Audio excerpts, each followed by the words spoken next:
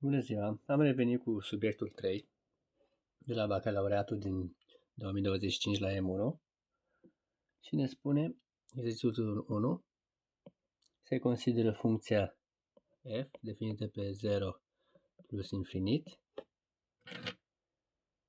cu valori în R, pentru care f de x este egal cu logaritm natural din x supra x la a treia.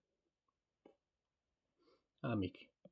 Deci arătați că f derivat de x este egal cu 1 minus 3 logaritm natural din x supra x la a patra. Cu x aparține 0 infinit. Bun. Deci, f derivat de x este logaritm natural din x pe x la a treia derivat. Și cum se face derivarea unui raport? Păi, tragem linie de fracție și punem logaritm natural din x și x la a treia mulțit, da? Minus logaritm natural din x și x la a treia, da? Deci prima oară doar copiem și la primul termen derivăm primul, iar la al doilea îl derivăm pe al doilea. Iar la numitor este mereu la pătrat. Da?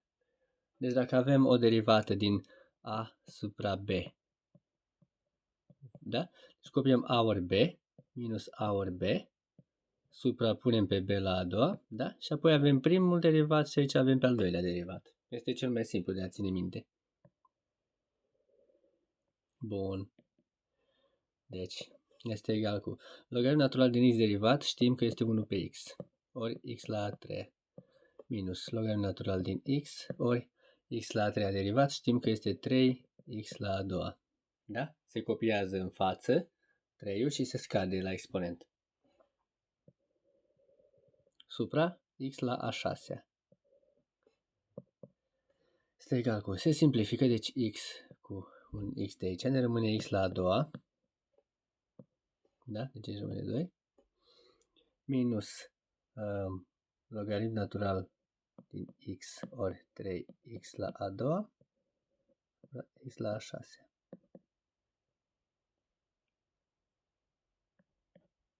Da? Dăm factorul comun pe x la a doua, 1 minus logaritm natural din x ori 3, supra x la a șasea. Verificăm x la a doua cu x la a șasea, aici ne rămâne x la a patra, da? Deci este egal cu 1 minus 3 logaritm natural din x supra x la a patra. Da? Deci este adevărat. Bun. Sub punctul B, să determinăm ecuația asimptotei, deci asimptota orizontală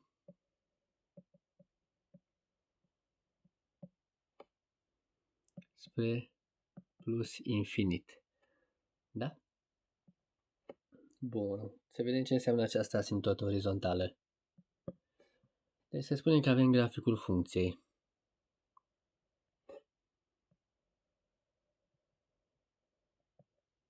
Da? X și Y. Bun. Funcția noastră poate să fie o funcție de orice formă, da? Și o asimptotă orizontală este o linie orizontală, da? În care funcția noastră, indiferent cât s-ar duce x-ul spre infinit, deci indiferent câte x-uri am alege noi până la infinit, ea niciodată nu crește, deci mereu este foarte aproape de această, să spunem că aici ar putea fi variabila 5. Deci să spunem că aceasta, nu o știm, este o funcție care niciodată, indiferent cât de mare crește x-ul, ea niciodată nu dă mai mult decât 5. Iar nouă ne cere să aflăm, practic, pentru noi, pentru funcția noastră, logaritm natural din x pe x la a treia, care este această asimptotă, această valoare, unde funcția noastră nu crește, indiferent cât de mare este x-ul, adică x-ul tinde spre infinit. Deci este limita când x tinde la infinit din logaritmul natural de x pe x la a treia, da? Adică din funcția noastră f de x este egal cu limită x tinde către infinit din logaritmul natural din x pe x la a treia. Bun, ne cere să aflăm asimptota orizontală, dar dacă ne-ar cere să arătăm că are o asimptotă orizontală, adică este o condiție, noi trebuie ca aceasta să ne dea un număr, da? Nu trebuie să ne dea infinit în sus, deci trebuie să ne dea un număr ca să putem avea o asimptotă orizontală. Și să vedem dacă ne dă un număr. Deci este egală cu, putem aplica regula lui L'Hopital, da? Limită când x tinde către infinit din logaritmul natural din x, deci asta derivată, supra x la a treia derivată, da? Asta este regula lui L'Hopital. Limită când x tinde către infinit, din logaritmul natural din x este 1 pe x, supra x la a treia derivat, deci x la a treia derivat, este 3x la a doua.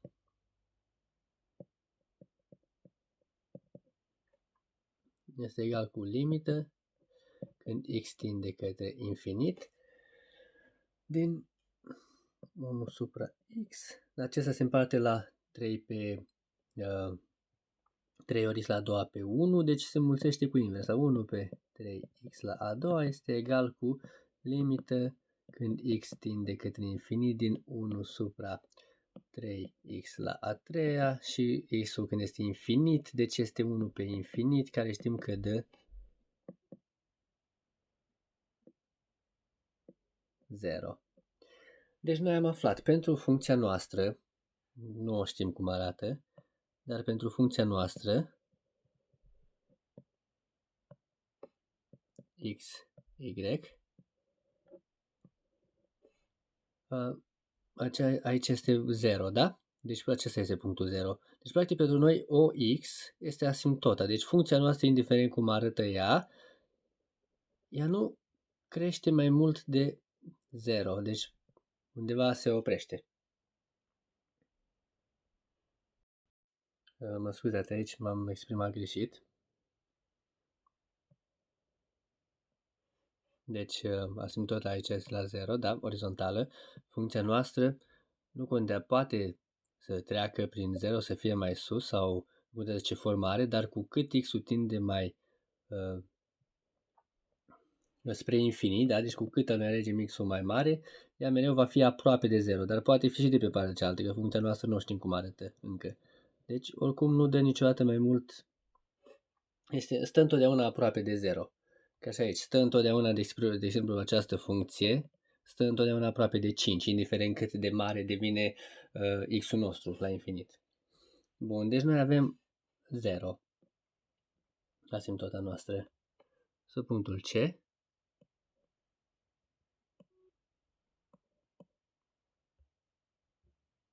Așa.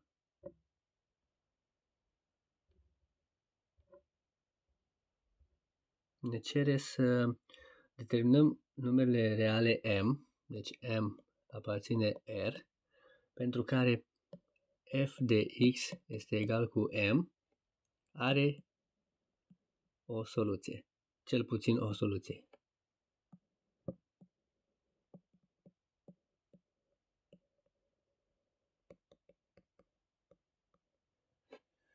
Bun, deci f de x egal cu m. Să spun, ca să vă explic. Înseamnă că f de x poate să fie egal cu m-ul ăsta, poate să fie orice, deci 10 sau 25 sau minus 7. Noi trebuie să vedem că, ca să arătăm că are cel puțin o soluție, noi trebuie să vedem care sunt valorile pe care le poate lua f de x. Deci dacă aflăm aceste valori, mai exact imaginea funcției, dar asta este imaginea ei, noi putem arăta dacă are cel puțin o soluție. Și, spre exemplu, trasând graficul.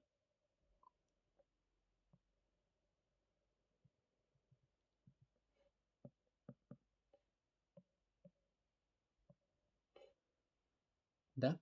Deci nouă ne cere f de x egal cu m și să spunem că alegem aici f de m-ul ăsta. Să spunem că îl luăm arbitrar, că la 5, da? Ca la punctul B, luăm de exemplu 5, ca să vă explic, da? Luăm de exemplu 5. Păi, dacă f de x-ul meu, să zicem, o funcție nu ajunge niciodată la 5, da? Să zicem că aici e valoarea 5. Iar ea se tot învârte pe aici, coboară, urcă înapoi, merge, poate are asimtotă unde, să zicem că are asimtotă la 2, unde după, pe urmă, indiferent cât de mare aleg valorile, ea nu mai crește, nu mai coboară, rămâne acolo foarte aproape. Deci noi trebuie să aflăm m-ul ăsta, cam m aici, da? Pe unde s-ar încadra. Și am putea începe să determinăm dacă funcția noastră are un vârf. Dacă are vârf, deci dacă funcția noastră ar avea vârf, atunci am ști cam unde s-ar afla m. Ca să aflăm vârful unei funcții, da? Deci, să zicem că aceasta este o funcție.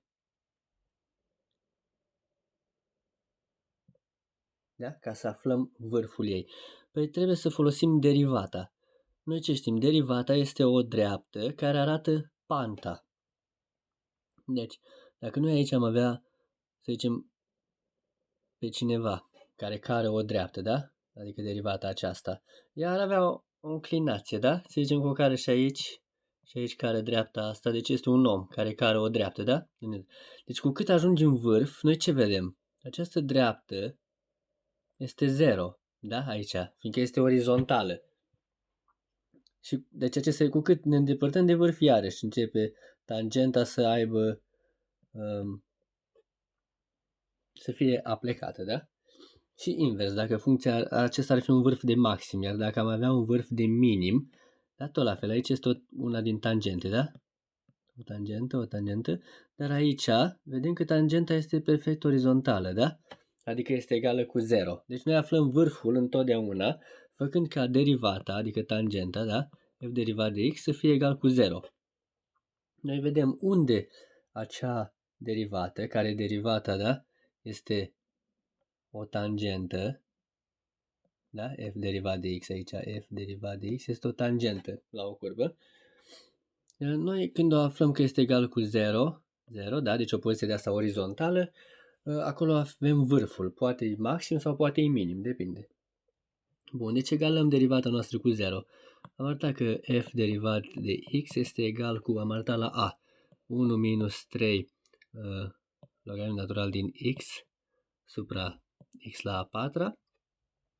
Egalăm cu 0, de unde rezultă că 1 minus 3 logaritm natural din x este egal cu 0, de unde rezultă că 3 logaritm natural din x este egal cu 1, da? Rezultă că logaritm natural din x este egal cu 1 supra 3,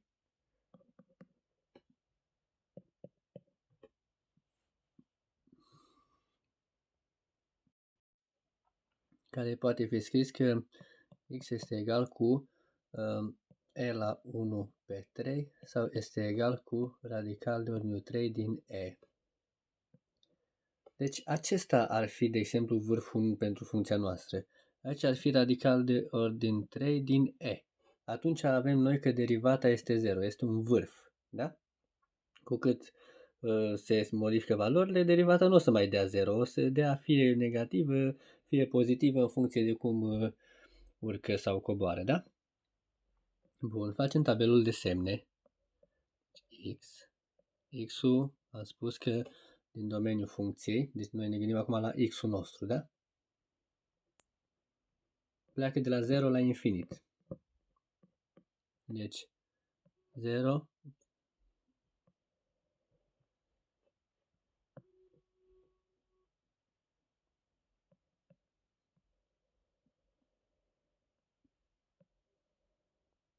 0 infinit. Aici avem f derivat de x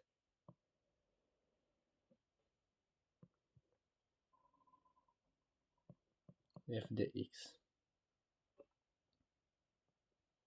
Bun, și aici avem vârful nostru, radical de 3 din e, pentru care derivata noastră de 0, da?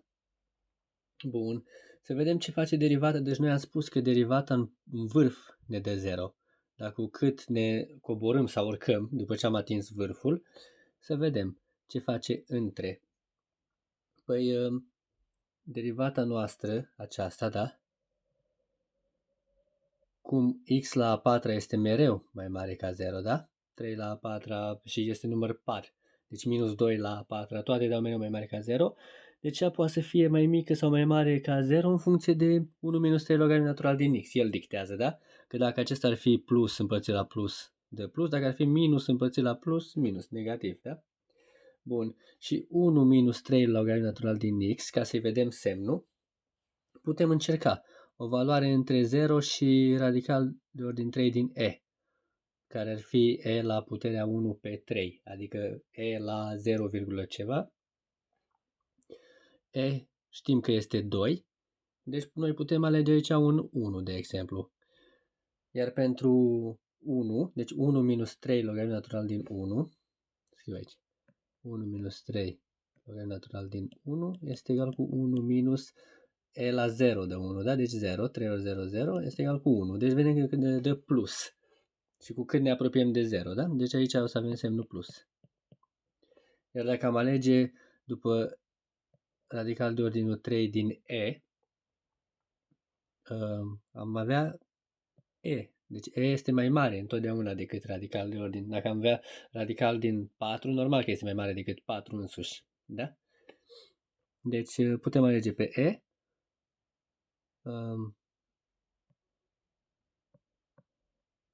1 minus 3 logaritm natural din e. E la ce putere dă e? E la 1, da? Deci 1 minus 3 ori 1, adică 1 minus 3 minus 2. Și cu când ne ducem încolo cu valori mai mari de e, întotdeauna va fi cu minus. Deci este minus. Deci, deci funcția noastră, ea ar pleca de la un 0, punctul 0, da? Pleacă de la 0. Urcă până la un radical de ordin 3 din e. Și după scade, da?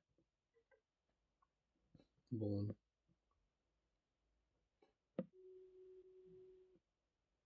Să vedem f de x-ul nostru ce face între timp. Păi ia să calculăm f de x în...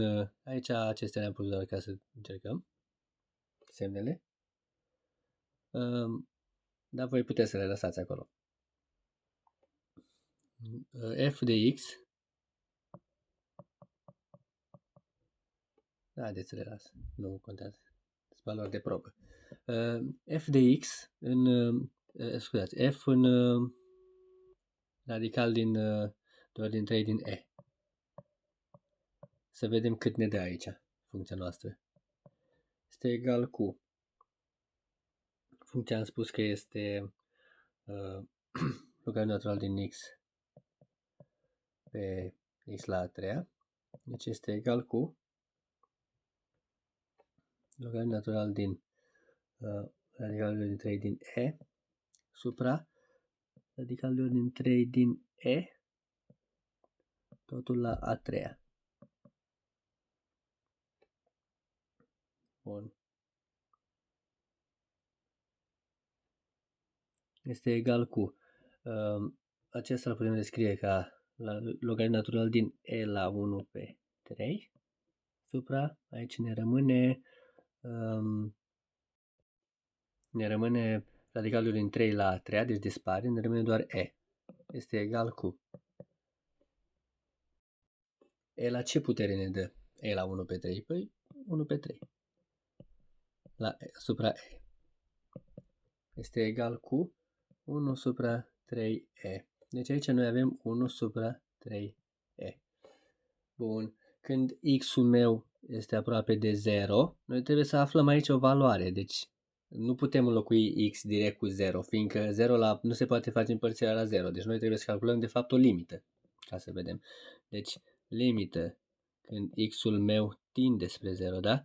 Iar x-ul este mai mare ca 0, fiindcă sunt în 0 infinit. Da? Deci sunt în 0 infinit.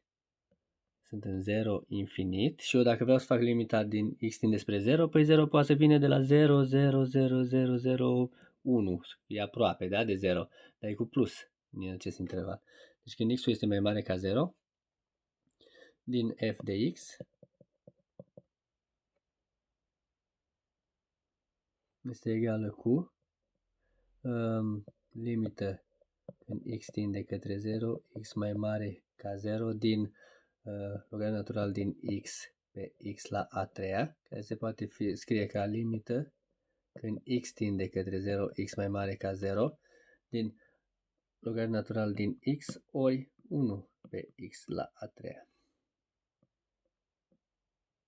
Este egal cu. Bun. Când x-ul este 0, logaritm natural din x tinde la minus infinit. Ori 1 supra 0 cu plus, da? 1 pe 0 cu plus, 0 la 3 0 cu plus, este egal cu minus infinit ori infinit este egal cu minus infinit.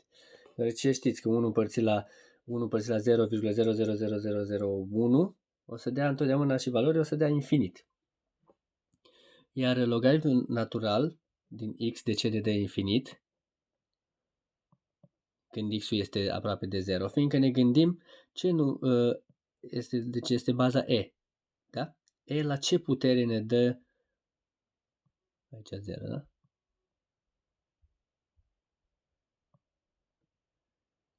E la ce putere ne dă nouă aproape de 0?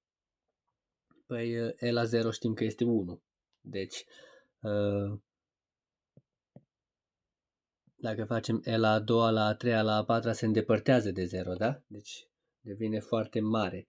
Atunci noi trebuie să avem aici un număr negativ ca să devină foarte mic. Deci la minus ceva este ca o fracție. Minus 1 pe 3, minus așa, ne se apropie de 0. Fiindcă o să dea E la 1 pe E la a treia, care se apropie de 0. De aceea este minus infinit. Deci o scriem aici minus infinit. Aici am calculat-o, în infinit am calculat asimptota, este 0. Și atunci de la minus infinit, deci avem plus până la 1 pe 3, ea crește și după scade. Deci cum ar arăta graficul nostru al funcției? Acum că am făcut tabelul de semne.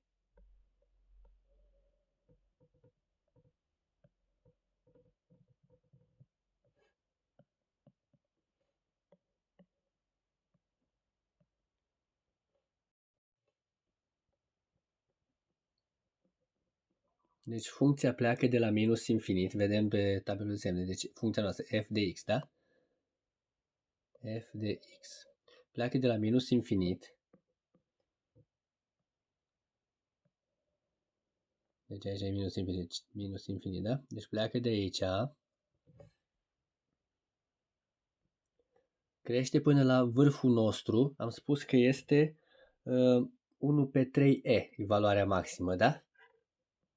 Deci 1 supra 3e.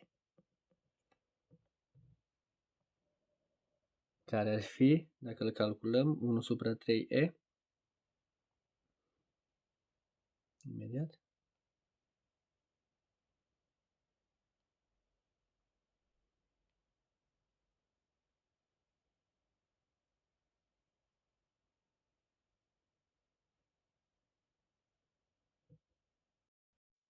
Deci urcă până aproximativ la 0,4.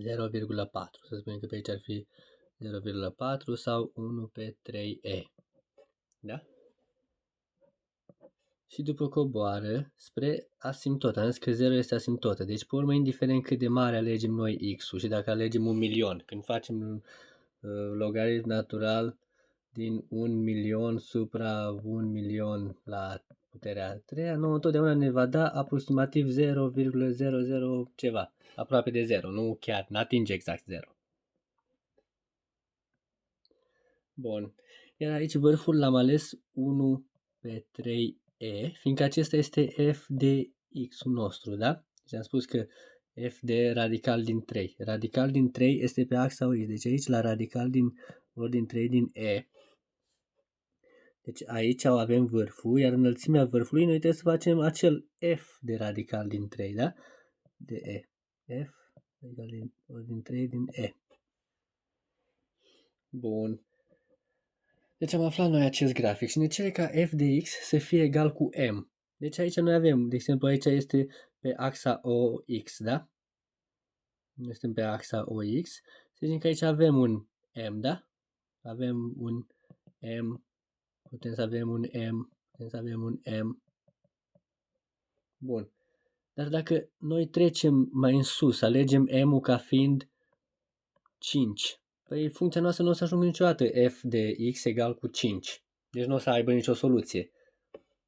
De aceea spunem că m-ul nostru, adică valoarea asta, ca f de x să fie egal cu m, din grafic rezultă că m-ul nostru trebuie să aparțină de la minus infinit până la vârful funcției, care am zis că este 1 supra 3e. Inclusiv, da? Fiindcă și în 1 pe 3e, în vârf aici, noi putem face f de x egal cu 1 supra 3e și calculăm x-ul când ne dă. Bun, deci așa se fac aceste exerciții. Vă mulțumesc. Voi reveni cu exercițiul al doilea în următorul videoclip.